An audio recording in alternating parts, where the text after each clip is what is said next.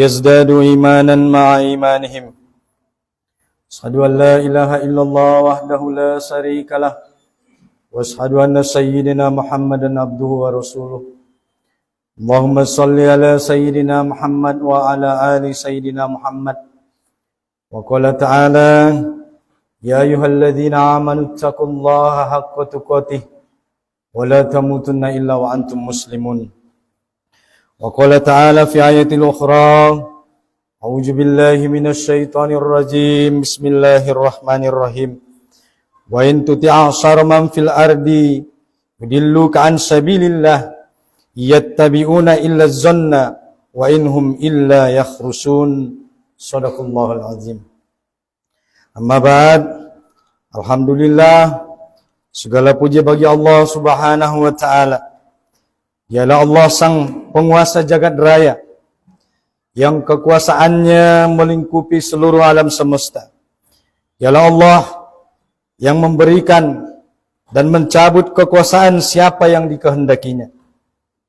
Salawat dan salam semoga senantiasa dicurahkan kepada baginda Nabi Muhammad sallallahu alaihi wasallam, Nabi akhir zaman yang kita harapkan syafaatnya di hari pembalasan.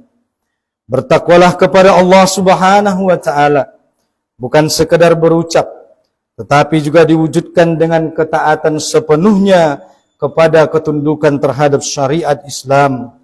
Laksanakanlah perintahnya dan tinggalkanlah larangannya dengan sekuat tenaga. Ma'asyiral muslimin, jamaah salat Jumat yang dirahmati Allah Subhanahu wa taala. Adapun tema khutbah Jumat kita pada kesempatan kali ini yaitu Palestina butuh penguasa yang melindungi. Ma'asyiral muslimin, jamaah salat Jumat yang dirahmati Allah Subhanahu wa taala. Sudah hampir sebulan penuh kaum muslimin di Palestina menghadapi serangan yang begitu biadab dan serangan yang begitu keji oleh Zionis Yahudi. Kalau kita perhatikan berita yang beredar, sudah lebih sekitar 10.000 korban syahid. Sebagian besar daripada korban umat Islam di Palestina adalah bayi, anak-anak, dan para wanita. Puluhan ribu lainnya dari umat Islam di Palestina terluka dengan parah. Puluhan ribu ton bom dijatuhkan ke Gaza, jauh melebihi kedahsyatan bom di Hiroshima dan Nagasaki. Rumah sakit dan pasar jadi sasaran, tak terhitung gedung yang rata dengan tanah. Sungguh, kaum Zionis Yahudi memang sudah tak punya hati, tak ada lagi rasa kemanusiaan. Mereka sudah seperti orang yang kehilangan akal, bahkan lebih keji daripada hewan buas sekalipun. Ma'asyiral muslimin, jamaah salat Jumat yang dirahmati Allah Subhanahu wa taala. Habis rasanya air mata ini melihat para korban kebiadaban dari Zionis Yahudi laknatullah alaih. Mereka tak ada yang menolong, harus berjuang sendiri.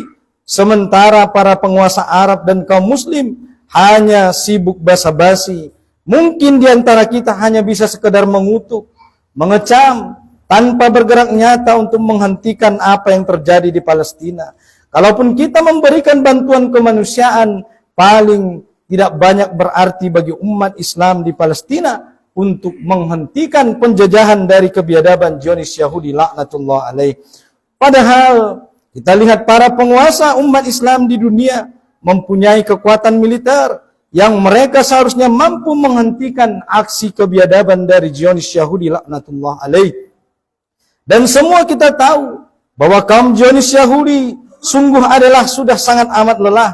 Mereka tampak kuat sebenarnya hanya dikarenakan oleh dilindungi daripada orang-orang yang mendukung daripada penjajahan Zionis tersebut. Ma'asyiral muslimin, jamaah salat Jumat yang dirahmati Allah Subhanahu wa taala.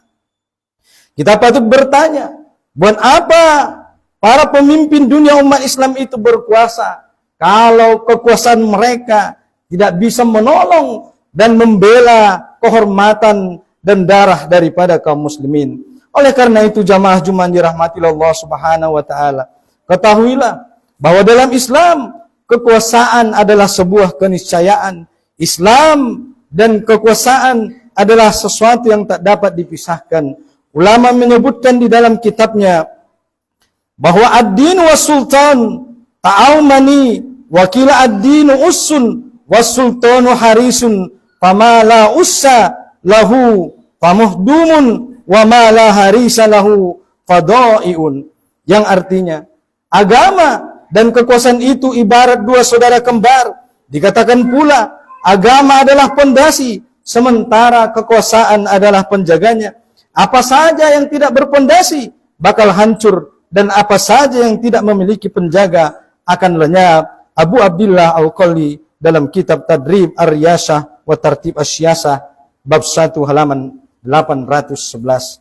Hadirin jamaah Jumat yang dirahmati Allah Subhanahu wa taala, terkait pentingnya kekuasaan untuk menolong dan menegakkan Islam, Allah Subhanahu wa taala berfirman dalam ayatnya, "Wa qul rabbi adkhilni mudkhala sidqin wa akhrijni mukhraja sidqin waj'al li min ladunka sultanan nasira." Yang artinya, katakanlah, Tuhanku, masukkanlah aku dengan cara yang benar dan keluarkan pula aku dengan cara yang benar, dan berikanlah kepadaku dari sisimu kekuasaan yang menolong. Terjemah Quran surah Al-Isra surah ke-17 ayat ke-80. Ma'asyiral muslimin, jamaah salat Jumat yang dirahmati Allah Subhanahu wa taala. Yang dimaksud dengan kekuasaan yang menolong adalah kekuasaan yang mampu menegakkan Islam. Imam Ibnu Katsir dalam tafsirnya mengatakan, seraya mengutip pernyataan Imam Qatadah, bahwa beliau mengatakan saat menjelaskan makna kekuasaan yang menolong, yaitu adalah menyatakan, yakni kekuasaan untuk membela kitabullah, menerapkan hukum-hukumnya, melaksanakan berbagai kewajiban darinya, dan menegakkan agamanya. Begitu dijelaskan di dalam tafsir Ibnu Katsir Al-Quranul Azim bab kelima halaman 111. Ma'asyiral muslimin, jamaah salat Jumat yang dirahmati Allah Subhanahu wa taala. Ini yang kita lihat dalam sejarah Rasulullah sallallahu alaihi wasallam pasca hijrah dari Makkah ke Madinah. Rasulullah sallallahu alaihi wasallam berhasil menegakkan kekuasaan Islam di Madinah, menegakkan kepemimpinan Islam yang pertama. Nabi sallallahu alaihi wasallam menggunakan kekuasaannya sebagai kepala negara pada waktu itu untuk menegakkan syariat Islam dan menjalankan Islam secara sempurna di dalam aspek kehidupan. Dengan kekuasaannya itu, Nabi Muhammad sallallahu alaihi wasallam melindungi kaum muslimin. Beliau memerangi dan mengusir kaum Yahudi dari Madinah gara-gara mereka berani membunuh seorang muslim yang membela kehormatan seorang muslimah yang dilecehkan oleh seorang Yahudi. Dengan kekuasaan itu pula, para khulafaur rasyidin atau para khalifah yang kita kenal, yang sangat banyak jumlahnya, menjadi pelindung sejati kaum muslimin. Ma'asyiral muslimin, jamaah salat Jumat yang dirahmati Allah Subhanahu wa taala. Kekuasaan adalah amanah. Allah Subhanahu wa taala berfirman, "Innallaha ya'murukum an tu'addul amanati ila ahliha wa idza hakamtum bainan nas an tahkuma bil adil." Yang artinya, sungguh Allah menyuruh kalian memberikan amanah kepada orang yang berhak menerimanya, juga menyuruh kalian menetapkan hukum-hukum di antara manusia agar kalian berlaku adil. Terjemah Quran surah An-Nisa ayat surah keempat ayat ke-58. Imam Ibnu Katsir menjelaskan, pada dasarnya amanah adalah kewajiban atau taklif syariah Islam yang harus dijalankan dengan sepenuh hati, dengan cara melaksanakan perintah Allah dan menjauhi larangannya sepenuh hati. Dengan cara seperti itu, jika ia melaksanakan perintah Allah tersebut, maka ia akan mendapatkan pahala di sisi Allah. Sebaliknya, jika ia melanggar apa yang diperintahkan oleh Allah tersebut, maka ia akan memperoleh siksa. Terjemah di dalam Quran Ibnu Katsir, tafsir Ibnu Katsir bab ketiga halaman 522. Rasulullah sallallahu alaihi wasallam memperingatkan kepada kita, tidaklah seorang pemimpin atau penguasa yang diserahi urusan kaum muslimin, kemudian mereka mati, sedangkan ia menelantarkan urusan umat Islam, kecuali Allah akan mengharamkan surga untuk dirinya. Begitu dijelaskan di dalam hadis riwayat Bukhari dan Muslim. Apa yang dimaksud dengan menelantarkan? Imam Fudail bin Iyad rahimahumullah, sebagaimana dikutip oleh Imam An-Nawawi rahimahumullah dalam syarah Sahih Muslim, menuturkan bahwa yang dimaksud menelantarkan umat adalah bisa berbentuk, tidak menjelaskan urusan-urusan agama kepada umat, tidak menjaga syariat Allah dari unsur-unsur yang bisa merusak kesuciannya, mengubah makna ayat-ayat Allah, dan mengabaikan hukum-hukum Allah. Penelantaran itu juga bisa dalam berbentuk pengabaian terhadap hak-hak umat, tidak menjaga keamanan mereka, tidak berjihad untuk mengusir musuh-musuh mereka, dan tidak menegakkan keadilan di tengah mereka. Setiap orang yang melakukan hal ini dipandang telah berkhianat kepada umat Islam. Maka jelas, para pemimpin yang berkhianat dengan berdiam diri, dengan tidak membela nasib saudara-saudaranya umat Islam dimanapun, Allah akan mengharamkan baginya surga. Beliau sallallahu alaihi wasallam bersabda pada hari Arafah, "Inna dima'akum wa amwalakum haramun alaikum kahurmati yaumikum hadza fi sahrikum hadza fi baladikum hadza." Yang artinya, sungguh darah dan harta kalian itu haram atau suci seperti sucinya hari kalian ini di negeri kalian ini dan pada bulan ini. Hadis riwayat Muslim.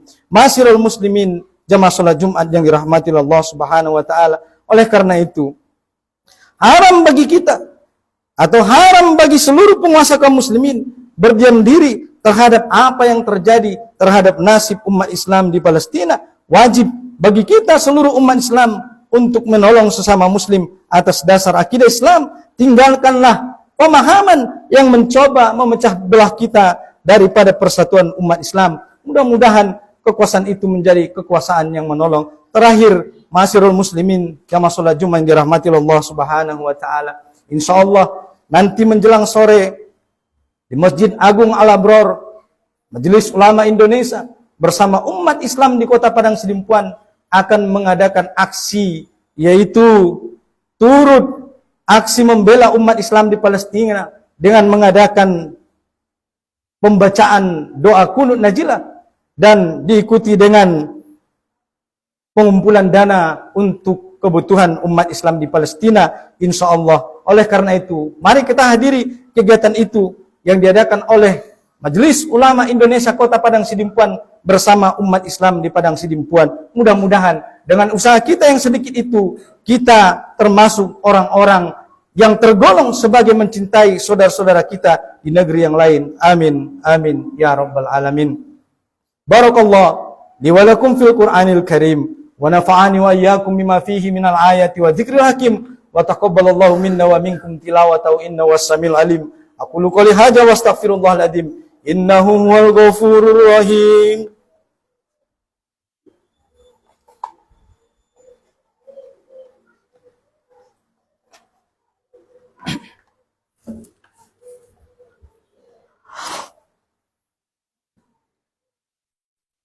Alhamdulillah.